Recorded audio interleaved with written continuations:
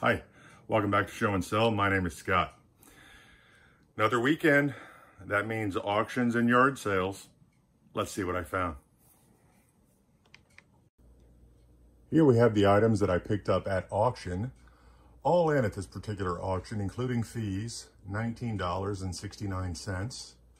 They included a selection of hats, nothing special here, although I did get a laugh out of the bucket hat that reads, Cancun,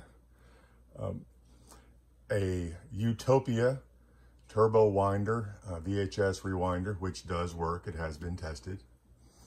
A Huffy Thunderboard skateboard, 24-inch action tail, in pretty good shape. The wheels have decent spin on them.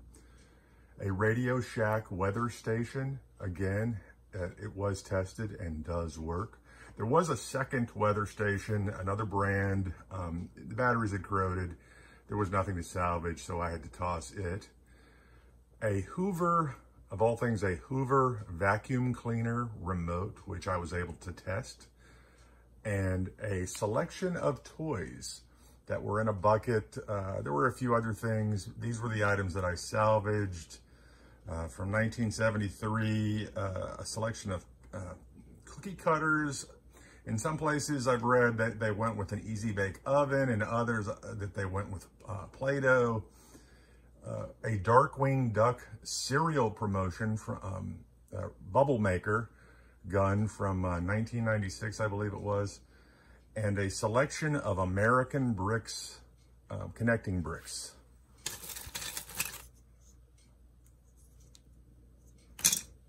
Again, all in at the auction, $19.69. As I was driving to yard sales, I passed an area that had a sign pointing to a warehouse, yard sale, Friday and Saturday. I stopped, never got an answer if where the items themselves came from, if there were storage units or pallets. But the first day, I found a couple of hats, a Nike Flex Fit Highland golf course cap, and a Nike golf cap, that is, and a Grumpy's Trucking Company cap. I found an old Virginia Slims travel bag that had a number of items in it. The bag was marked $40. The bag contained a DVD player, some discs, a few odd items. I asked if they were open to offers. They said no, come back the following day. I decided to do so. Made an offer of $10, which the owner immediately took. And I got home, tested it, and the DVD camcorder does work. It does have all the necessary cables, power supplies, batteries. The discs had a pack of 12 that was open. There were, I believe it was 10 discs remaining. Put a couple in the bundle with the DVD camcorder and listed the DVDs themselves in 2 separate lots. An IBM external floppy drive case, an Inotech dog collar training DVD, and a Magellan power supply. Really odd selection, but for $10, and then 2 each on the hat. So I spent $14 at the sale for both days. I picked up a few additional items at separate yard sales in no particular order. A blue skeleton Happy Halloween candy dispenser. A lot of vintage cookie cutters and dessert molds, many holiday themed. And a local bank bag.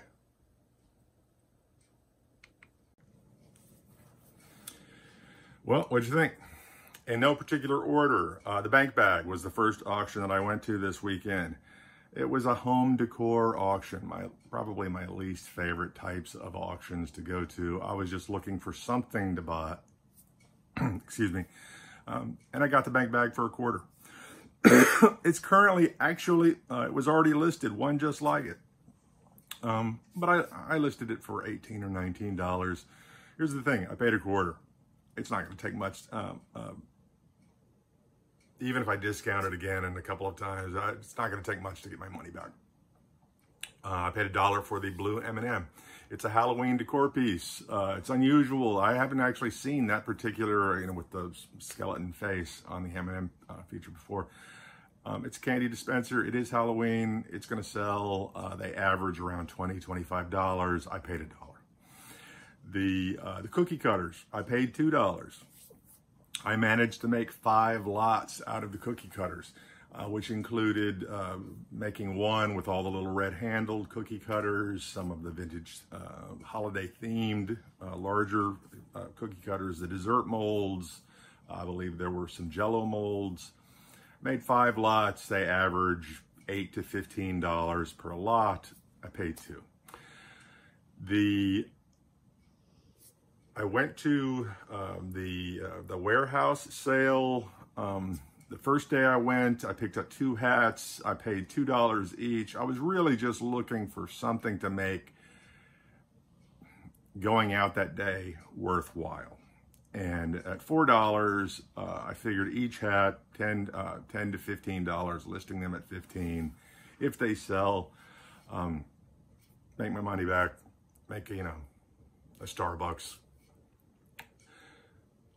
But I saw the DVD bag and I thought, well, I'll make an offer. They may, you know, maybe they'll be open to it. The first day they weren't.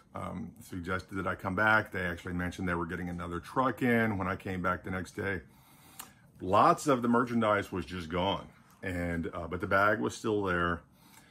Initially, one person told me no, $40. They made a counter of 30. I said 10. I guess the owner of the sale asked me, you know, couldn't find anything, and I said, oh, yeah, too much, not enough in it for me to make, you know. And what do you give me? $10. And he immediately said sold. I'm happy to report the camcorder worked. I have it listed for, I believe it was $50. That's with a really nice bundle. The blank DVDs, I broke those into 2 lots of 4 DVDs in each lot at $20 each. There was a Magellan power station, I think, or a power supply. I listed it for $10. The thing about power supplies is when you need it, you need it. I have been successful selling those in the past. There was an Inotech DVD, a dog collar training DVD. I don't know what it was in there. I don't know why the Magellan cord was in there, but it was. And I like to you know, I've already paid for it, get my money back and make as big a profit as I can. So I listed the DVD, I think, for $10, $12. An IBM case. It was for, the IBM case was for an external floppy drive. It's an odd item. I listed it for $10 or $12. Again, with the number of items in the bag, I think it's safe to say that I only have to sell a couple to make my money back. And if several items sell, all the better. The auction, I picked up 2 weather radios for $5. One radio was not working, weather stations, that is. One weather station was not working, the other weather station did work. The other weather station I should probably make in profit $20 to $25. The collection of hats I paid $1 for. I'm gonna guess if they all sell, they'll bring me $8 to $10 each. The one hat that has people looking is the one that has the stain, go figure. The turbo rewinder, $20 to $25 I expect that I will make off of that, and it cost me $5. The Huffy Thunderboard, again, $20 to $25. I think I have it currently listed for $30, buyer pay shipping. The toy lot, the entire reason that I bought the toy lot was for the Darkwing Duck gun. It was from a serial promotion in 1996. It should sell for $15 to $20, profit that is. Who knew there would be other items in that bucket? But one item that was not shown because it sold after 2 hours online was a Chick-fil-A Doodles bubble maker. Think of chicken in a little plastic. I'll throw up a picture and you'll see it. Sold after 2 hours. It was a kid's meal toy. You never know what's going to sell. But immediately knocked off some of the 1969, so I was happy about that.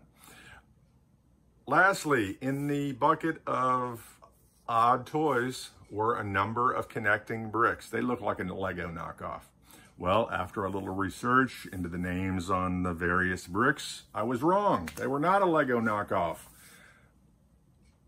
It could be argued that Lego was the knockoff because American bricks, some places they're listed as American bricks, other as Halcyon, and yet in others, Elgo. That company made the first plastic connecting bricks in the United States, and they made an agreement with Lego to sell a similar brand in the United States. I would be very curious to know how the grandchildren of Sam Goss, and I believe it's Hal Elliott, Halcyon, feel about the agreement that their grandfathers made with Lego, Elgo, Lego. In any event, the 100+ bricks that I have value. I did not know when I purchased the lot. They'll probably sell for between $15 and $20. Who knew? The Grumpy hats, probably the Grumpy hat and the Nike hat, probably $15 each. The bank bag, anything will be great. It was not an expensive weekend. I didn't find any single item that knocked things out of the park. The DVD camcorder is a great item. DVD camcorders do not sell the way that the Handycam camcorders, the tape camcorders sell. They do sell, just not with the profit margin. Still, not a bad weekend. Didn't cost a lot, didn't spend a lot, had a little fun. What about you? Did you see any items that you would have picked up or not picked up, that you would have just left on the table and kept on walking? Go down to the comments and let me know. If you like this video, please hit like. If you didn't like this video, hit like and then go down to the comments and tell me why. It's the only way I'm going to learn. Do me a favor, if you've watched the video this far, hit subscribe. It really tickles the algorithm and would help me out. Click that notification bell if you'd like to be notified of future videos as they drop. I really enjoy bringing these videos to you. I hope to see you next time. My name is Scott. We'll see you then.